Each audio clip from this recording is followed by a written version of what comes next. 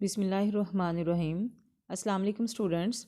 Last جو ہم نے ٹاپک جہاں تک ڈسکس کیا تھا دیٹ واز بلائنڈ اسپوٹ کور مقام تک ہم لوگوں نے پڑھا تھا پہلے۔ تو آج جو ہم لیکچر سٹارٹ کریں گے وہ اخذات سے یعنی ریسیپٹر سے سٹارٹ کریں گے۔ شبکیہ کے اندر دو طرح کے خلیات پائے جاتے ہیں جو بصارت کے اصل اخذات کہلاتے ہیں، یعنی جو شبکیہ کے اندر جو ریسیپٹرز پائے جاتے ہیں وہ دو طرح کے ریسیپٹرز ہوتے ہیں جو ریسیو کرتے ہیں چیزوں کو، امیج کو، لائٹ کو۔ وہ بصارت کے جو ہے نا وہ ریئل ریسیپٹرز کہلاتے ہیں۔ انہی ریسیپٹر کی وجہ سے جو ہے وہ بصارت ممکن ہوتی ہے، یعنی دیکھنا جو ہے وہ انہی ریسیپٹرز کی وجہ سے ممکن ہوتا ہے۔ روشنی کی شعاعیں کونیاں، قضیہ، پتلی، عدسہ، آبی رطوبت اور زجاجی رطوبت سے گزر کر جو ہے وہ ریسیپٹرز تک پہنچتی ہے، یعنی اخذات تک پہنچتی ہے۔ اور یہ اخذات جو ہیں یہ دو طرح کے ہیں، مستقیمے اور مخروطے، یعنی روڈز اینڈ کونز۔ اب جو راڈز ہیں مستقیمے جو ہیں، راڈز کا مطلب ہے راڈ کی طرح سیدھا ہونا، جیسے ایک راڈ بالکل سیدھی ہوتی ہے اسی طرح سے مستقیمے کا مطلب بھی یہی بنتا ہے کہ یہ سیدھے۔ یہ اخذات شبکیہ کی نچلی تہوں کے کنارے پر پائے جاتے ہیں، یعنی جہاں پہ شبکیہ موجود ہوتا ہے یہ اس کی نچلے والی تہوں پر پائے جاتے ہیں، اور یہ مدھم روشنی میں بہترین بصارت کی صلاحیت رکھتے ہیں۔ یعنی جب روشنی کم ہو جاتی ہے، جیسے مغرب کی اذان کا جب ٹائم ہوتا ہے تو باہر دیکھیں مدھم لائٹ ہوتی ہے، یا کم روشنی میں بھی یہ بہترین بصارت رکھتے ہیں، دیکھنے کی صلاحیت رکھتے ہیں۔ ان میں سفید، سیاہ، چمک اور تابانی، یعنی جو ہم کہہ سکتے ہیں سلور کلر، گولڈن اور بلیک اینڈ وائٹ دیکھنے کی ان کے اندر صلاحیت ہوتی ہے، لیکن ان کے اندر جو کلر ویژن ہے، جو رنگدار چیزوں کو دیکھنے والی صلاحیت ہے وہ نہیں ہوتی۔ یہ صرف سفید، سیاہ، تابانی رنگ یعنی جو گولڈن اور وہ سلور کلر ہوتا ہے صرف وہی دیکھ سکتے ہیں۔ یہ خلیات جالدار پردے کے مرکز سے 20 درجے تک کے جو زاویے میں سب سے زیادہ پائے جاتے ہیں، یعنی یہ جو جالدار پردے کا جو سینٹر ہے وہاں پر یہ 20% کی تعداد میں زیادہ ہوتے ہیں۔ جو ہم مرکز سے کناروں کی طرف جاتے جائیں، یعنی سینٹر سے ہم اس کے کناروں کی طرف جاتے جائیں گے تو ان کی تعداد میں اضافہ ہوتا چلا جاتا ہے۔ ان کی سب سے بڑی کریکٹرسٹکس یہ ہے کہ یہ کم روشنی میں بہت ایکٹیو ہو جاتے ہیں، اور انہیں رات کی بصارت کے خلیات بھی کہا جاتا ہے کہ جب رات بالکل اندھیری ہو جاتی ہے چکا چوند تو پھر بھی یہ دیکھنے کے قابل ہو جاتے ہیں۔ بصارت کی روشنی کی لہروں کا طول موج کم از کم 300 ملی مائکرون ہونا ضروری ہے، تو کیونکہ روشنی کی عدم موجودگی میں بصارت ممکن نہیں ہوتی۔ اگر کوئی ایسی جگہ جیسے کمرہ ایک ہے وہ بالکل چاروں طرف سے بند ہے اور بالکل لائٹ کہیں بند ہے، اس کے باہر بھی اندھیرا ہے، کمرے کے باہر بھی اندھیرا ہے اور اندر بھی لائٹیں بالکل بند ہیں، تو پھر بالکل دیکھنا جو ہے نا وہ ممکن نہیں ہوتا۔ ہاں کئی دفعہ ایسا ہوتا ہے کسی چیز کی چمک ہے، مطلب اندھیرے میں ٹی وی کی سکرین کا چمکنا یا کوئی تصویر ہے اس طرح سے، تو وہ چیزیں نظر آ جاتی ہیں، لیکن اگر 3 ملی مائکرون سے کم لائٹ ہو تو پھر یہ تب بھی دیکھنے کی صلاحیت رکھتے ہیں، لیکن اس بالکل کم روشنی کی عدم موجودگی میں بصارت ممکن نہیں ہوتی۔ اس کے بعد ریسیپٹرز کی جو دوسری ٹائپ ہے دیٹ از کونز، مخروطے۔ ان اعصاب کی شکل مخروطی یعنی کون نما ہوتی ہے۔ مخروطی جس طرح سے ہم کہتے ہیں کہ وہ جیسے ٹرائی اینگل شیپ ہوتی ہے، یہ ہر طرح کے رنگوں کی بصارت کر سکتے ہیں۔ ان کا مقام جو ہے وہ جالدار پردے کا زیریں حصہ ہے، وہ بھی جالدار پردے کے جو تھے وہ مرکز سے 20 درجے کے زاویے پر سب سے زیادہ پائے جاتے ہیں، اور یہ زیریں حصے میں ہوتے ہیں۔ شبکیہ کے نچلے حصے کے مرکز میں ان کی تعداد زیادہ ہوتی ہے۔ مرکز کے بالکل قریب موقر یعنی فوویا میں 100% مخروطے پائے جاتے ہیں، یعنی جو مکار عدسہ ہوتا ہے یا فوویا جس جگہ پہ ہوتا ہے وہاں پہ 100% جو ہے وہ کونز پائی جاتی ہیں۔ جو ہم مکار سے دور ہوتے چلے جاتے ہیں، مخروطوں کے ساتھ مستقیمے بھی شامل ہوتے چلے جاتے ہیں۔ ظاہر ہے وہ جب ہم اپنے مرکز سے یہ ہٹیں گے تو پھر جس سائیڈ کو جائیں گے وہاں پہ راڈز بھی ان کے ساتھ شامل ہو جائیں گے۔ جالدار پردے کے مرکز سے دور آنکھ کے بلائی حصے میں مخروطے بالکل نہیں پائے جاتے، یعنی جہاں جالدار پردے کا مرکز ہے اس سے دور آنکھ کا جو اوپر والا حصہ ہے وہاں پر یہ نہیں پائے جاتے۔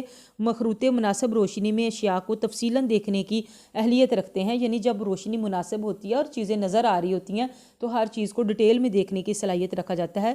تو انہی دن کی بصارت کے خلیات بھی کہا جاتا ہے کہ یہ روشنی میں مناسب روشنی میں دیکھ سکتے ہیں، بالکل اندھیرے میں دیکھنے کے قابل نہیں ہوتے۔ اس کے بعد ہے عصب باصرہ۔ عصب باصرہ جو آپٹک نرو ہے آنکھ کی پچھلی طرف ناک کے قریب سے گزر کر جالدار پردے یعنی شبکیہ کے ساتھ منسلک ہوتی ہے۔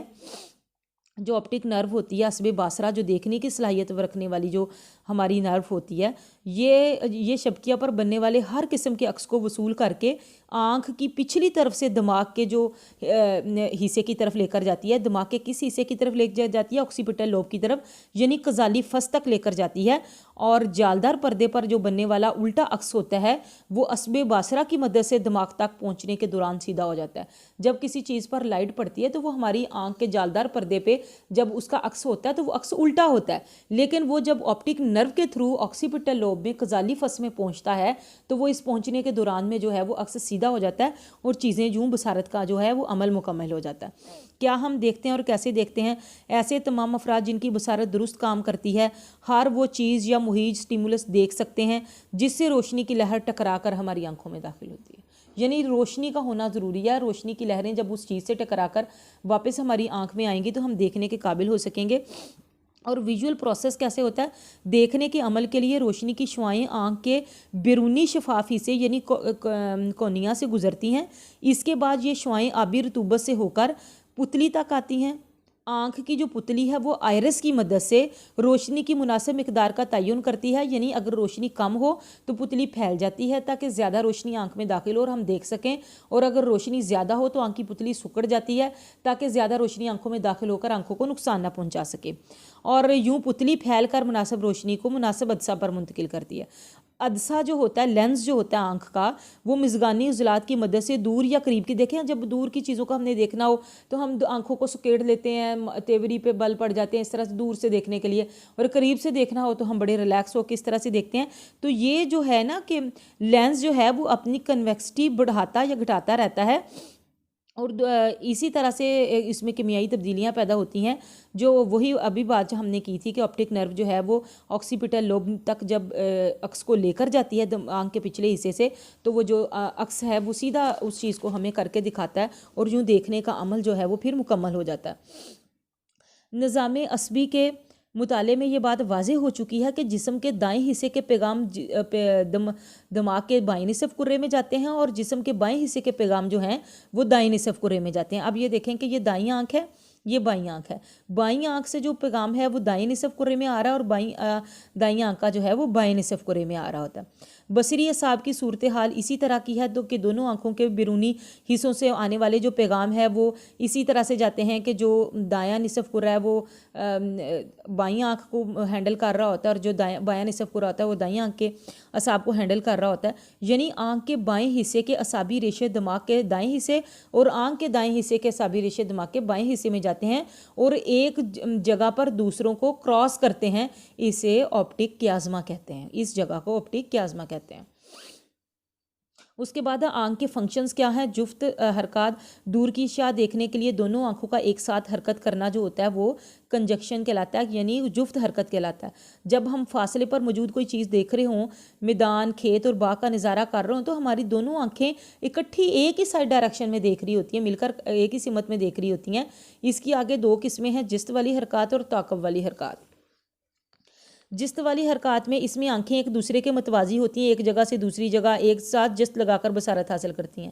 مثلا جب ہم کتاب پڑھ رہے ہوتے ہیں تو دونوں آنکھیں اکٹھے ایک جگہ سے موو کر کے اگلی سے اگلی لائن میں اور اس طرح سے جاتی ہیں. جب ہم ٹی وی دیکھتے ہیں، کلاک کو دیکھتے ہیں، ٹائم دیکھنا ہوتا ہے تو اس طرح کی چیزیں ہوتی ہیں جو اکٹھی وہ آنکھیں جو ہے نا وہ حرکت کر رہی ہوتی ہیں، یعنی ایک سے دوسری چیز کی دیکھیں گی، اکٹھی دیکھیں گی تو یہ جست والی حرکت کہلائے گی. تعاقب والی حرکت ہے آنکھوں کی ایسی حرکت جس میں روانی اور تسلسل موجود ہو.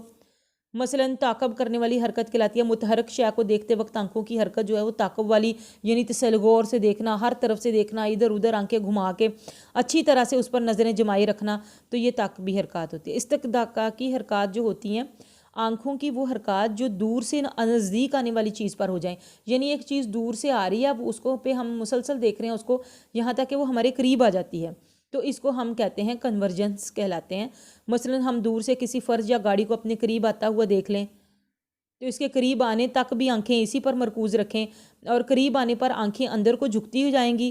ایک پینسل پکڑ کر آپ اپنا بازو کھولیں اور آہستہ آہستہ اپنی پیشانی کی طرف لائیں، دور سے جو ہیں وہ پھر آنکھیں جو ہیں وہ جھکتی جائیں گی اندر کی طرف، یعنی بس وہ پھر ہم اپنی آنکھوں کو اس کے مطابق جو ہے وہ پھر جھکانا سیکھ لیں گے تو اس چیز کو جو ہے وہ استقاقی حرکت کہلاتے ہیں. تطبیق ہے آگے اکاموڈیشن.